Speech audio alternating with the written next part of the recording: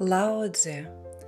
Laisvas vertimas iš knygos Dao De Jing. Antras skyrius – priešingybių harmonija. Kai visi žmonės sužino, kad grožis yra gražus, atsiranda bjaurumas. Kai visi žmonės sužino, kad gėris yra geras, atsiranda ir blogis. Todėl būtis ir nebūtis pagimdo vieną kitą. Lengva ir sunku papildo vienas kitą. Ilgas ir trumpas sąlygoja vienas kitą. Aukštuma ir žemuma priklauso viena nuo kitos. Garsai susilieja ir sukuria harmoniją. Pirmesnis ir paskesnis eina vienas po kito. Todėl išmintingas veikia neveikdamas. Jis moko be žodžių. Viskas aplinkui keičiasi, o jis leidžia tam vykti. Jis kuria, bet nesisavina. Atlieka darbą ir prie jo nepasilieka. Kadangi jis jau nesisavina, jo nuopelnai jo nepalieka. 16 skyrius – grįžimas prie šaknų. Pasiekiu absoliučią tuštumą. Išsaugau nepajudinamą rimtį. Tuomet visa auga kartu, o aš stebiu jų sugrįžimą. Visa veši ir klesti, tačiau visa galiausiai sugrįžta prie savo šaknų.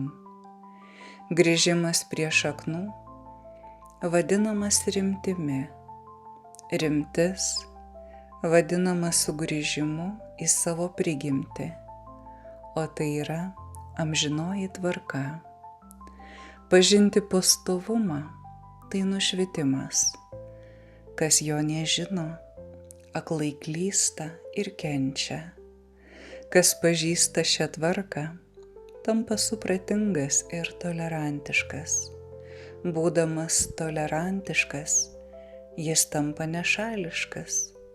Būdamas nešališkas, jis tampa kilnus. Būdamas kilnus, jis susilieja su dangumi.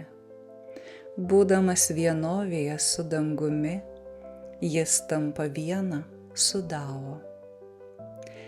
Nors kūnas išnyksta, jis nepražūva.